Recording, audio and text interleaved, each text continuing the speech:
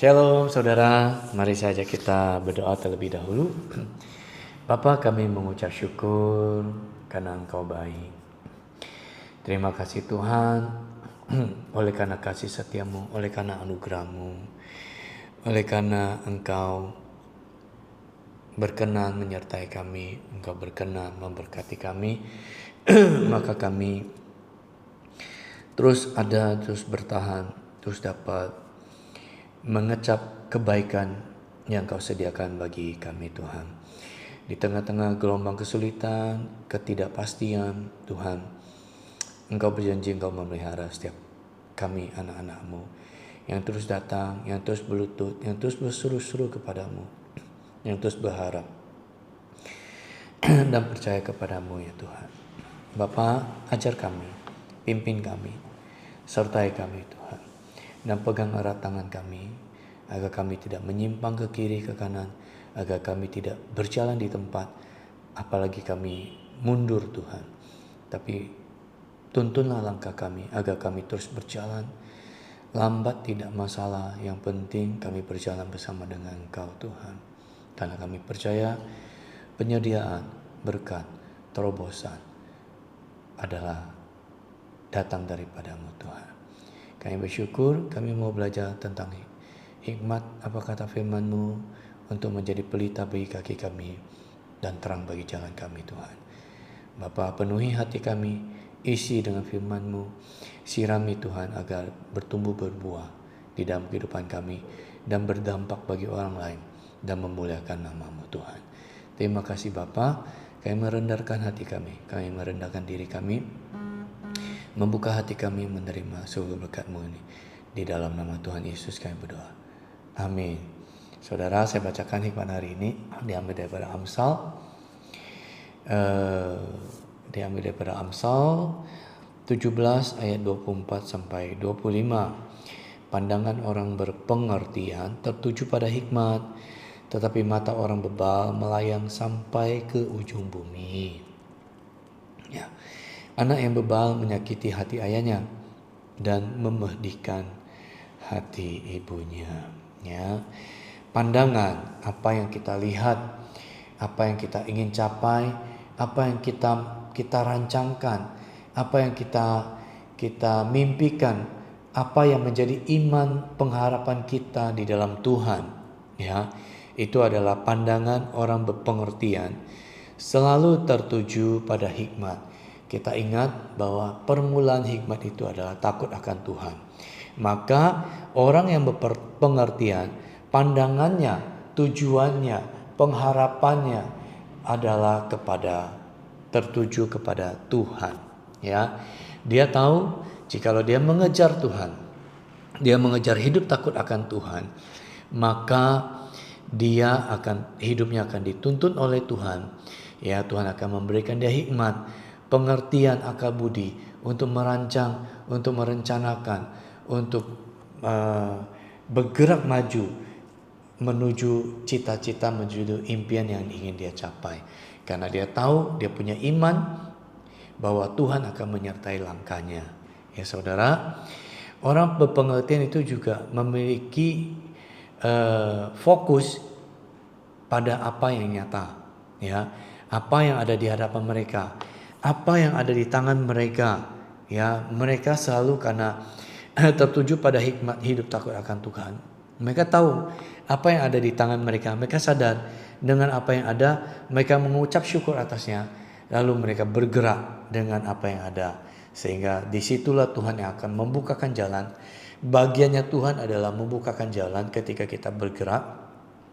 Bagian Tuhan adalah memberikan terobosan ketika kita bergerak.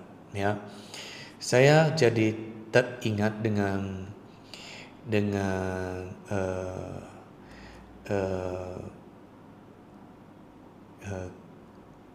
kisah Daud. Ya, sering lah ya, Daud ketika dia masih di dalam pelarian Saul, kemudian Saul mati di medan perang dan Yonatan mati di medan perang.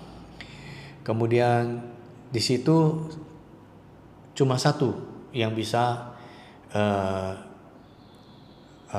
menghadapi bangsa Filistin, yaitu Daud yang pada saat itu hanya menjadi raja atas Yehuda. Ya. Nah, ketika bangsa Filistin tahu bahwa Daud sudah diangkat menjadi raja atas Yehuda, maka berkumpullah bangsa Filistin, dikatakan ya, berkumpullah untuk memerangi Daud. Ya, mungkin karena mereka kesal, mereka benci karena sebelumnya kan Daud bersama mereka, ya kan? Ya. Nah, begitu mereka tahu Daud diangkat, maka mereka datang untuk memerangi. Lalu bertanyalah Daud kepada Tuhan, ya. Alkitab mencatat, lalu bertanyalah Daud kepada Tuhan, itu ada di 2 Samuel 1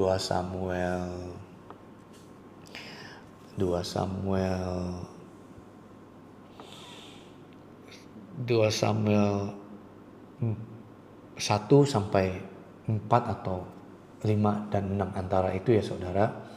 Ya, nanti kita bisa baca di sendiri ya. Lalu dikatakan, lalu bertanyalah Daud kepada Tuhan, apakah dia boleh maju berperang melawan bangsa Filistin, dan apakah Tuhan akan menyerahkan bangsa Filistin ke tangan Daud. Lalu Tuhan bilang, majulah. Sekali Daud maju, kemudian bangsa Filistin kalah, ya, kocar-kacir. Kemudian mereka mengumpulkan lagi orang tentara Filistin, maju lagi lebih banyak. Lalu Daud bertanya lagi kepada Tuhan, apakah saya boleh maju? Lalu Tuhan bilang, jangan, buatlah gerakan melingkar ke belakang mereka. Dan ini yang penting, ketahuilah, ketika bahasanya mungkin seperti ini, ketika engkau mendengar bunyi derap langkah di atas puncak pohon kertal, maka segeralah kamu bergerak. Ya, nah kita harus bergerak. Roh Kudus, Tuhan, terobosan, pengerjaan, pemeliharaan, penyertaan Tuhan itu bergerak bersama-sama dengan kita. Ya, di situ ada iman yang bergerak. Ya. Nah, saya teringat juga, ya, ini di sini kisah Daud, ya. Saya teringat juga ketika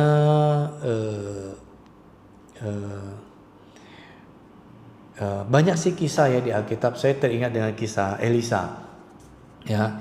Tapi saya tidak bahas, kita bahas saja yang di Daud saja. Ketika Daud bertanya kepada Tuhan, seperti kita kan saudara, kita menghadapi kondisi tidak pasti. Kita menghadapi situasi A, B, C, D seperti sekarang ini, serba tidak pasti, ya. Kita bingung, kita harus mau melangkah ataukah kita bertahan, ataukah kita mau melangkah seperti apa, ya. Kita atau di dalam bekerja pun, ya, kita menghadapi situasi yang tidak mudah, ya. Pekerjaan serba sulit, mau pindah kerja lagi susah juga sekarang, ya, banyak PHK. Mau bertahan, kondisi lagi tidak baik-baik saja, ya. Maka itu kita berdoalah, minta kepada pernyataan Tuhan, ya. Tuhan itu sering bekerja melalui apa yang kita minta, ya. Ketika kita minta, Tuhan akan kerjakan dengan damai sejahtera, ya. Ketika kita berdoa, hal pertama yang kita rasakan konfirmasinya itu adalah kita mendapatkan damai sejahtera, ya. Memang Roh Kudus Tuhan bekerja melampaui akal, ya. Tidak bisa kita prediksi, tidak bisa kita kira-kira, ya. Ini adalah apa yang menjadi pengalaman saya. Ketika saya minta sesuatu kepada Tuhan, saya berdoa, sering juga tidak ada sudah pasti tidak ada suara. Terkadang ada suara di dalam hati, tapi yang sering saya rasakan adalah damai sejahtera yang mendahului segala akal, ya. Itu yang saya rasakan dulu, ya. Setelah itu, kalau itu penting, saya akan bertanya kepada pemimpin rohani. Saya akan minta didukung dalam doa. Baru saya akan melangkah.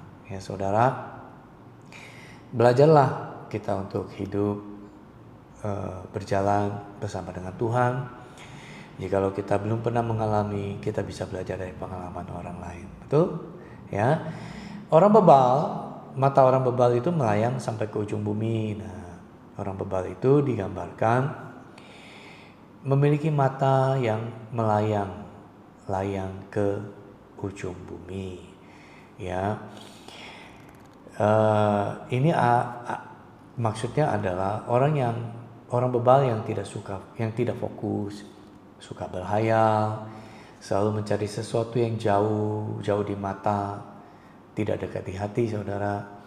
Jauh di mata, pengen mencapai sesuatu apa yang dicapai orang, tapi kerjanya hanya duduk-duduk belaka, kerjanya hanya gosip-gosip belaka, kerjanya hanya banyak hal-hal yang memfitnah orang, orang bebal, ciri-ciri orang bebal, tidak realistis, dengan kemampuan, dengan apa yang ingin dicapai itu tidak realistis, atau lihat rumput tetangga lebih hijau, Orang bebal itu selalu mengabaikan tanggung jawab dan kesempatan yang ada di depan mata, karena sibuk mengejar ambisi yang sia-sia dan tidak berakal pada kebenaran. Ya saudara, hindari itu.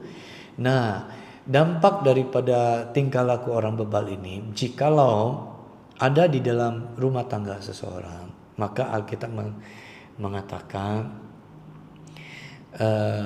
anak yang bebal itu menyakiti hati ayahnya dan memedihkan hati ibunya. Hindari saudara, bagaimanapun orang tua, ayah dan ibu, latar belakang seperti apapun, mereka adalah orang tua yang melahirkan dan bersama-sama membesarkan saudara. Jikalau salah satu orang tua timpang, janganlah kita menghina, karena bagaimanapun kita adalah darah dagingnya. Hormatilah ayahmu dan ibumu, bukankah itu bunyi daripada hukum Taurat? Hormatilah ayah dan ibumu, maka panjang umurmu di tanah yang diberikan oleh Tuhan Allahmu. Hormatilah mereka walaupun mereka tidak mengenal Tuhan, walaupun mereka bukanlah orang tua idaman, tapi Alkitab mencatat kita sebagai anak harus taat dan hormati mereka. Bahkan kita harus menafkahi, menghidupi mereka. Maka berdoalah bagi orang tuamu.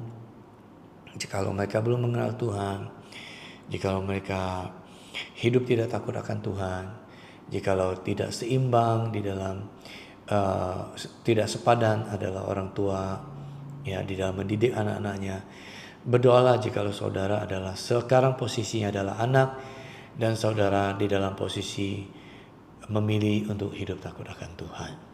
Berdoalah bagi kedua orang tuamu, berdoalah bagi saudara-saudaramu, dan jangan patah semangat. Sekali, sehari, 2 hari, 3, sebulan, 2 bulan, 3 bulan, teruslah berdoa. Sampai hari ini pun saya terus membawa dalam doa orang tua saya dan istri saya. Jangan patah semangat, jangan patah arang, karena waktunya Tuhan itu adalah yang terbaik bagi saudara dan saya. Ayat ini spesifik menyebut kedua orang tua. Perbuatan anak yang bebal membawa sakit hati, kejengkelan, membawa duka cita bagi ayahnya, dan kepedihan hati, pahit, trauma emosional bagi ibunya yang telah melahirkannya dengan mempertaruhkan nyawanya. Saudara, apa yang bisa kita ambil simpulkan dan aplikasi yang bisa kita lakukan dari ayat Amsal hari ini? Kalau kita gabungkan kedua ayat ini membentuk satu pesan yang utuh. Kebodohan itu dimulai dari hilangnya fokus hidup. Kebodohan, dan berujung pada rusaknya hubungan paling mendasar, yaitu keluarga. Ya, saudara, secara praktis Amsal ini mengingatkan kita untuk hidup dengan tujuan yang jelas, tidak melayang sampai ke ujung bumi. Ya, yang realistis, apa yang ada padamu kerjakan itu. Ya, berhenti mengejar hal-hal semu, ujung bumi, dan mulailah setia serta bijak mengelola apa yang ada di tanganmu, apa yang ada di hadapanmu. Ya, kalau engkau bekerja, jikalau engkau tahu di depan matamu, di hadapanmu banyak terjadi PHK, bertahanlah untuk sesaat, untuk bekerja, bertahanlah bekerja untuk waktu yang tidak mudah ini. Teruslah giat bekerja, mungkin dari sana Tuhan akan bekerja membalikkan keadaan saudara. Jikalau saudara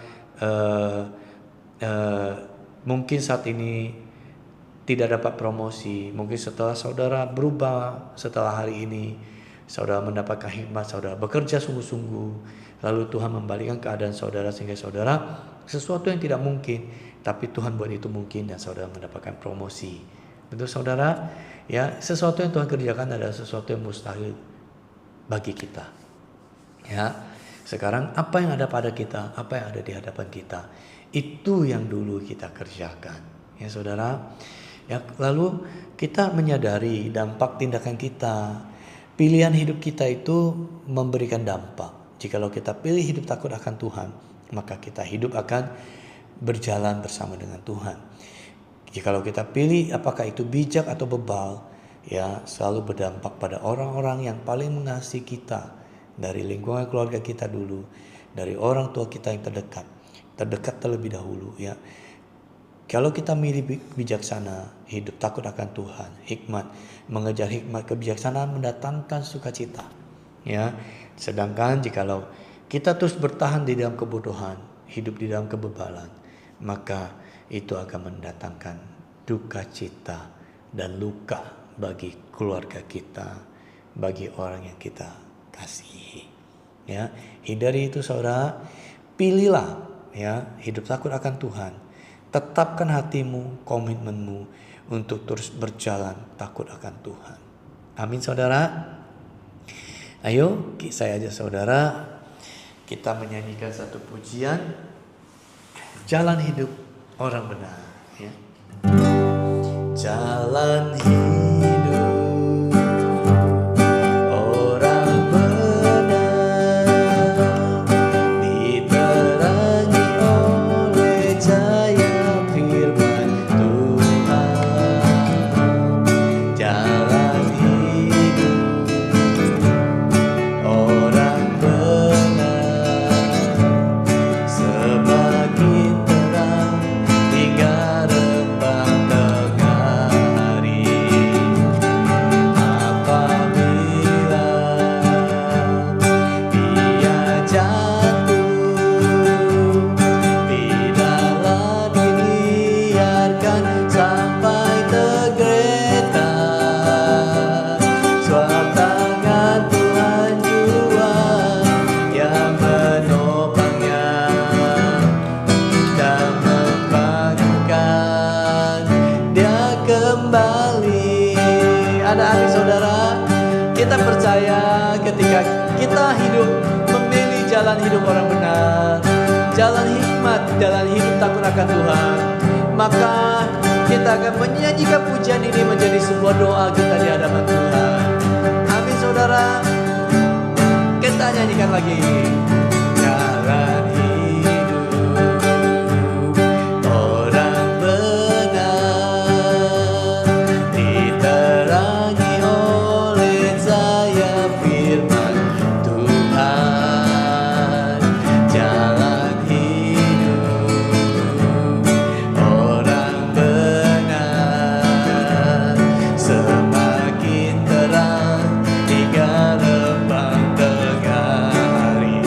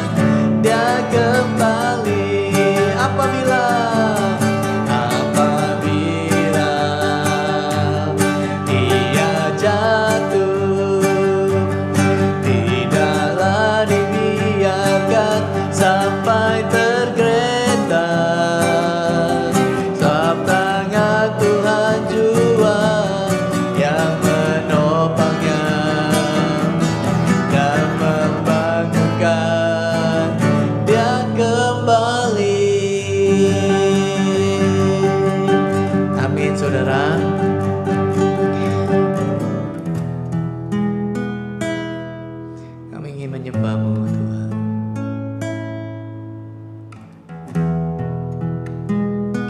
Oh Tuhan,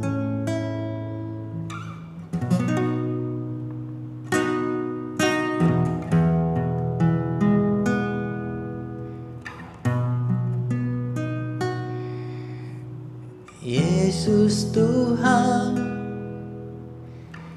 ditinggikan, dimuliakan dan naik ke surga. Dia berikan Roh Kudus-Nya, menguatkan dan menolong selalu.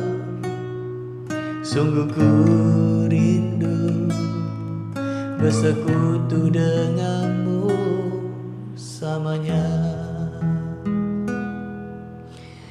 Panggil dia Yesus Tuhan, saudara. Yesus Tuhan ditinggikan, dimuliakan dan naik ke surga. Dia berikan Roh Kudus-Nya, menguatkan dan menolong selalu. Sungguh ku rindu bersekutu denganmu samanya.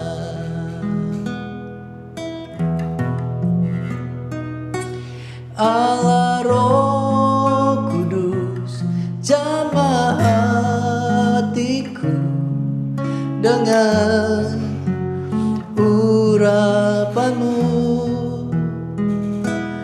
Rindu selalu dekat denganmu, tinggal di hadiratmu. Katakan Allah Roh Kudus, Allah Roh Kudus, jamah hatiku dengan urapanmu. Rindu selalu dekat denganmu, tinggal di hadiratmu.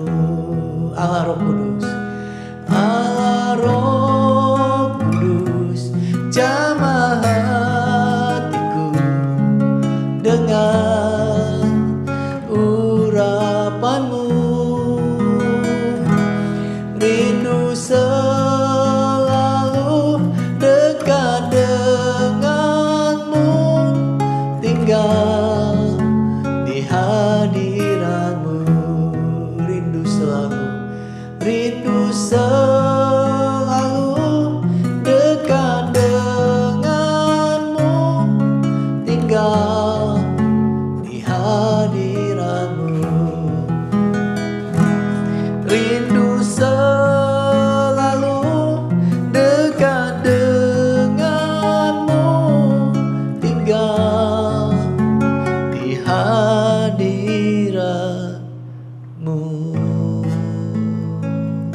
Oh, terpujilah Engkau Allah Bapa di surga. Terpujilah Engkau Roh Kudus, Tuhan yang kami sembah.